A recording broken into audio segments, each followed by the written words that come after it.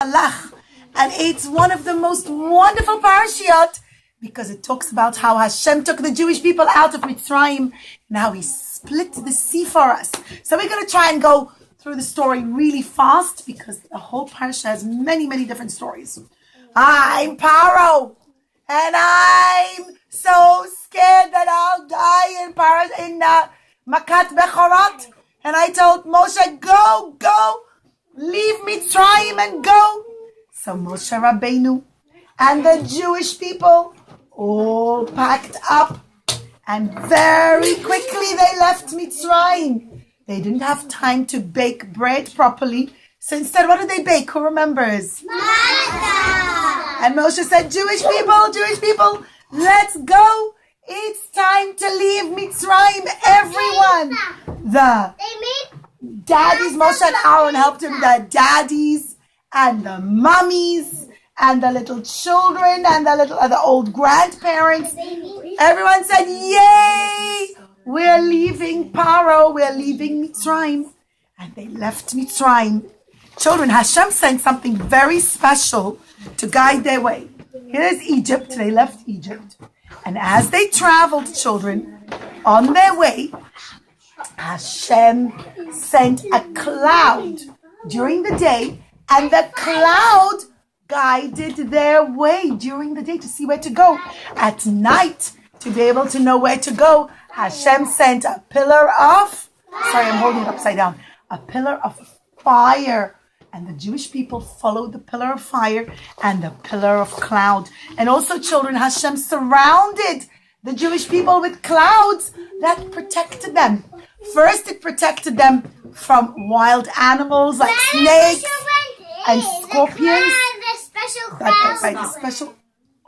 Did it? Yeah, maybe. Sorry, I heard it go pee. Thanks, darling. And then the cloud protected them from Paro and from anybody who tried to chase them. And in fact, children, Paro did decide to chase them.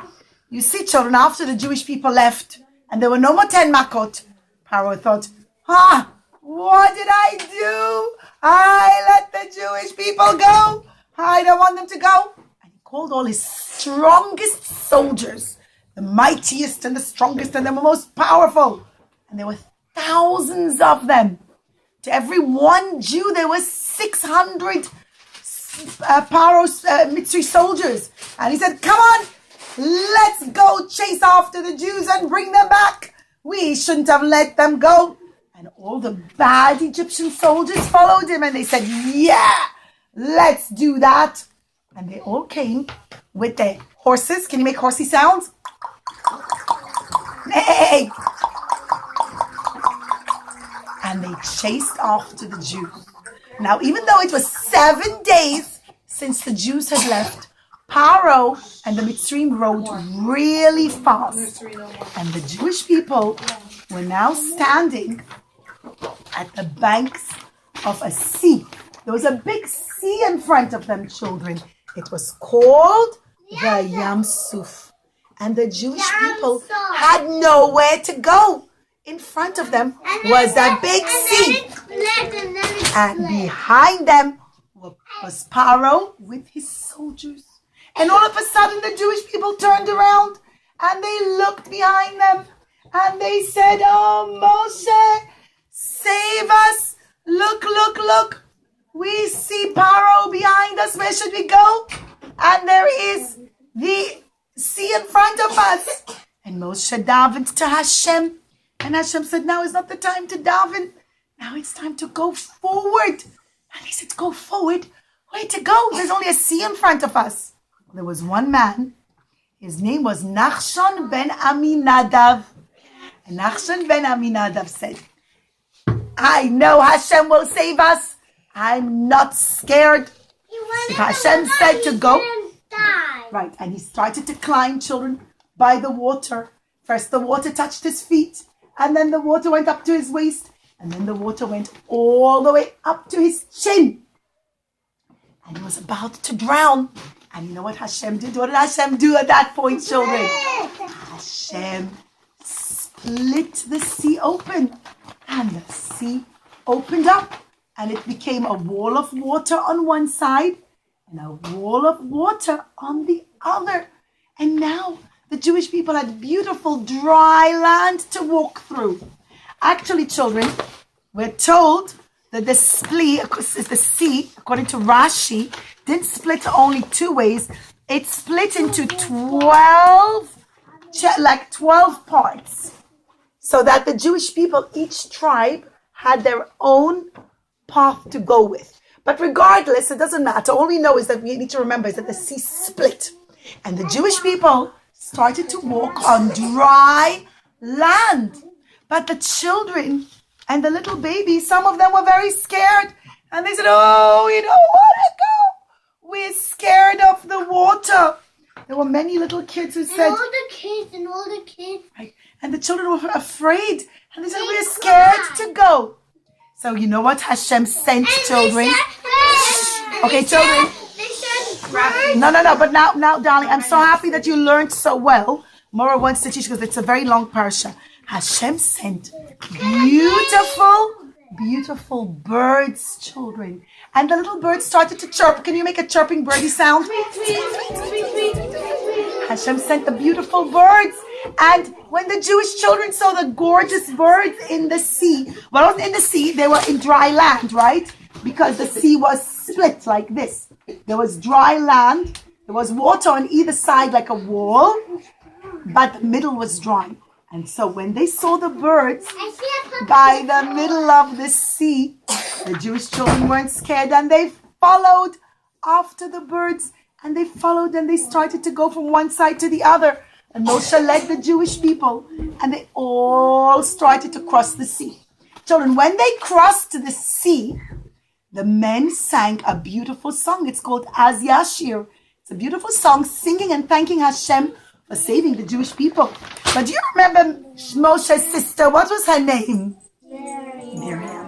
When Miriam was a very little girl, and her daddy and her mommy, Amram and Yocheved, got remarried, she played on a tambourine and she said, "I know Hashem is going to save us." Children, for 80 years, her whole life, she held onto that tambourine because she knew Hashem would save us. And Hashem did. And that night, when they crossed the sea, the whole night till the morning, she crossed the sea and she played on her tambourine. And all the Jewish women followed her, and they all played on their tambourines, and the men sang, and the women played music. And it was such a beautiful, lovely, big miracle for the Jewish people. Nobody ever saw such a huge miracle. And Hashem made in the middle of the sea, and the dry land in the sea, grow delicious trees with delicious fruits.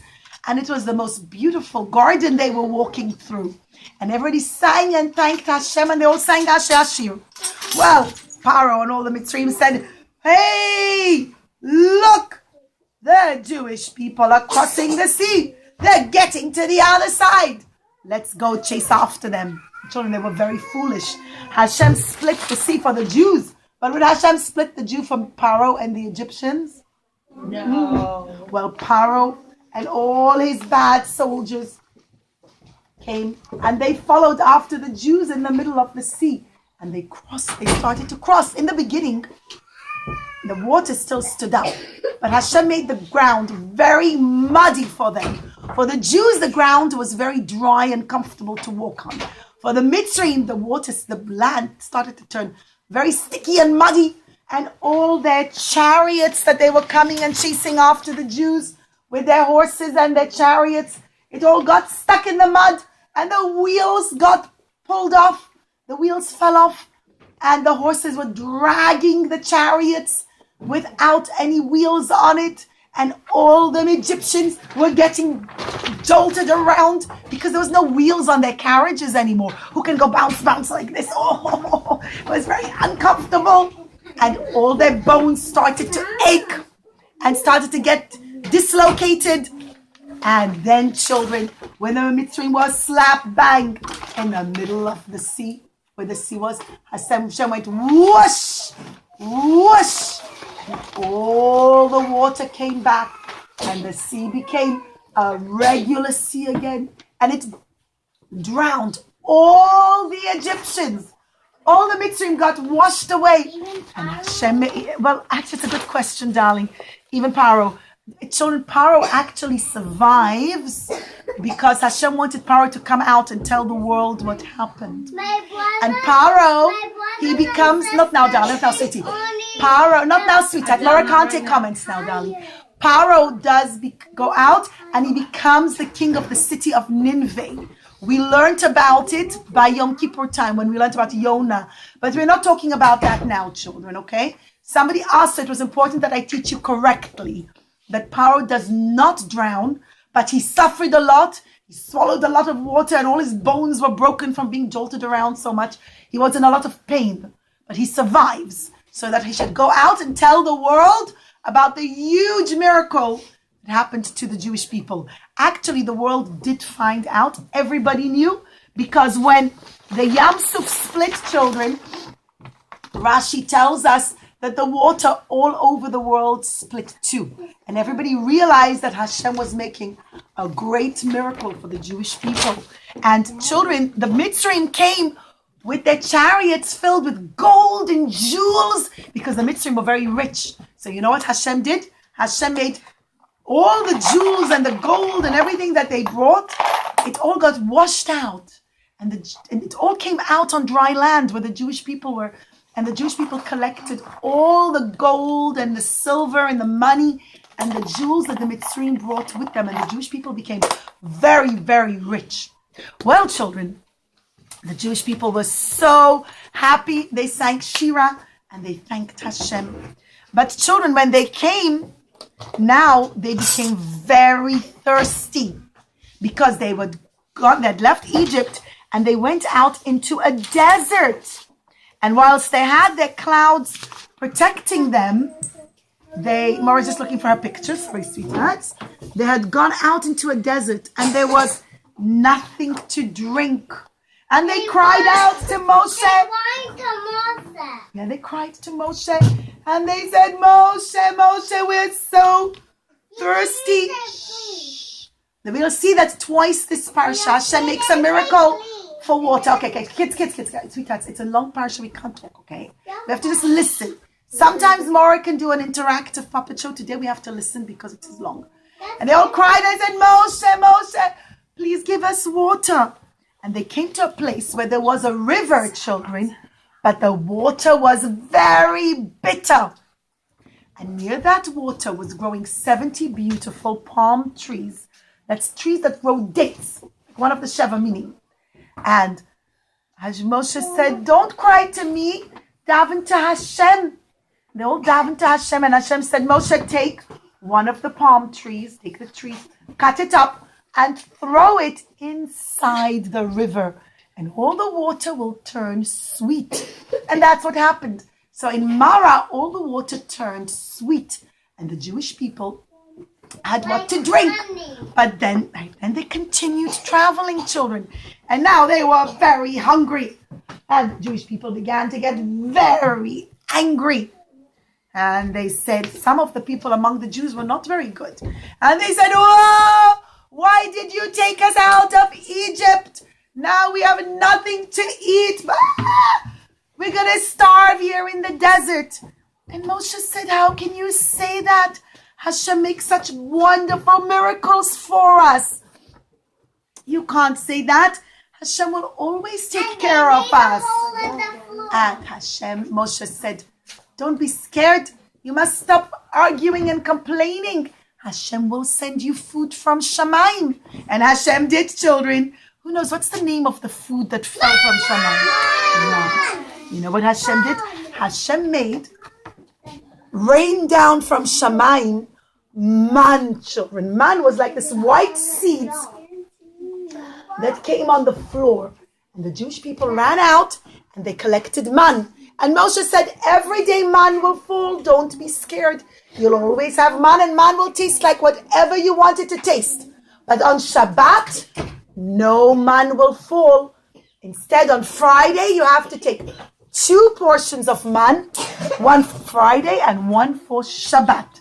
And that's why on Shabbat, children, how many chalot do we put on the table? We put 2 chalas, that's right, to remember the double portion of man for Shabbat. Well, there were 2 bad men. The names were Datan and Aviram. Oh, right, I'm glad Mora taught you so nicely, children. And Datan and Aviram said, ha! We don't want people to believe Moshe.